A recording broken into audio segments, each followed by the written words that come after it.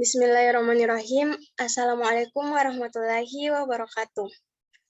Alhamdulillah, puji dan syukur kehadirat Allah Subhanahu wa Ta'ala yang telah melimpahkan rahmat-Nya serta kesempatan yang telah diberikan sehingga saya bisa menjelaskan mengenai radiasi di tempat kerja walaupun secara virtual.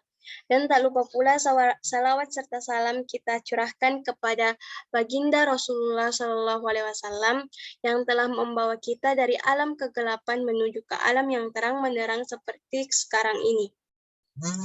Sebelumnya, saya sangat mengucapkan terima kasih kepada dosen pengampu mata kuliah Hygiene Industri yaitu Ibu Lilis Widyastuti, SKM MKL yang telah membimbing saya dari awal hingga saat ini. Perkenalkan, nama saya Ainunisa Azura dengan NIM 702011190083. Di kesempatan kali ini, saya akan menjelaskan mengenai materi radiasi di tempat kerja.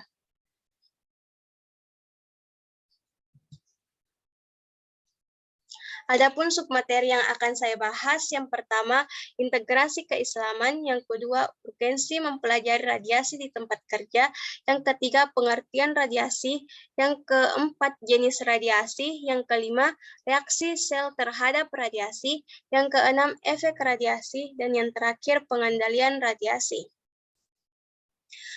Materi yang pertama yaitu integrasi keislaman. Integrasi keislaman yang terkait pada radiasi di tempat kerja yaitu pada Quran Surah Yunus, surah ke-10 ayat ke-5 yang berbunyi, A'udzu billahi minasyaitonir rajim.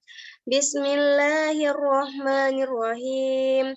Huwallazi ja'ala asy-syamsa diya'an wal qamara nuran wa qaddara manazila lita'lamu 'adada as-sinina wal hisab.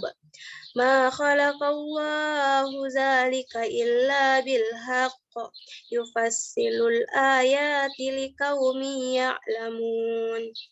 Yang artinya, Dialah yang menjadikan matahari bersinar dan bulan bercahaya, dan Dialah yang menetapkan tempat-tempat orbitnya agar kamu mengetahui bilangan tahun dan perhitungan waktu. Allah tidak menciptakan demikian itu melainkan dengan benar. Dia menjelaskan tanda-tanda kebesarannya kepada orang-orang yang mengetahui. Maksud dari ayat ini yaitu pada ayat tersebut berkaitan dengan perpindahan panas pada radiasi, yaitu yang artinya matahari itu bersinar dan bulan bercahaya, karena pada ayat tersebut disebutkan bahwa matahari bersinar, sinarnya menyinari bumi. Kata bersinar mengandung cahaya dan panas yang dipancarkan tanpa zat perantara. Selanjutnya yaitu urgensi mempelajari radiasi di tempat kerja. Yang pertama yaitu untuk meminimalisir dampak yang terjadi pada lingkungan serta makhluk yang terpapar radiasi. Yang kedua harus dilakukan karena terdapat pengawasan yang ketat dan yang memadai. Selanjutnya yang ketiga yaitu pengertian radiasi.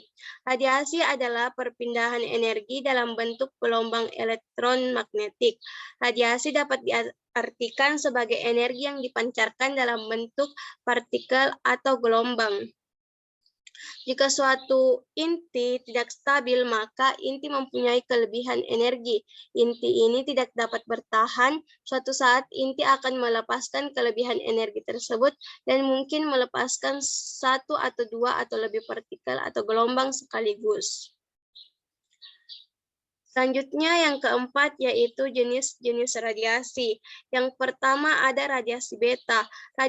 Radiasi beta lebih mudah untuk dihentikan seperti seng atau atap yang dapat menghentikan radiasi beta. Bahkan pakaian yang kita pakai dapat melindungi kita dari radiasi beta. Yang kedua, radiasi alfa. Radiasi alfa dapat dihalangi seluruhnya dengan selembar kertas.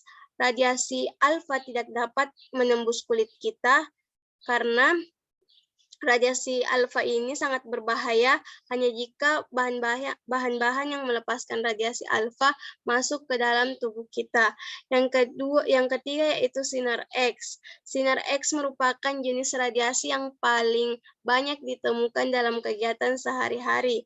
Semua sinar X di bumi ini dibuat oleh manusia menggunakan peralatan listrik tegangan tinggi. Alat pembangkit sinar X dapat dinyalakan dan dimatikan. Jika tegangan tinggi dimatikan, maka tidak akan ada lagi radiasi. Selanjutnya yang keempat yaitu radiasi non-ionisasi. Radiasi di sini tidak menghasilkan ion baru, contohnya itu pada televisi dan paparan sinar matahari. Yang kelima yaitu radiasi ionisasi. Radiasi ionisasi yaitu jenis paparan radiasi yang menghasilkan ion baru, contohnya pada pembangkit listrik tenaga nuklir. Selanjutnya yang kelima yaitu reaksi sel terhadap radiasi.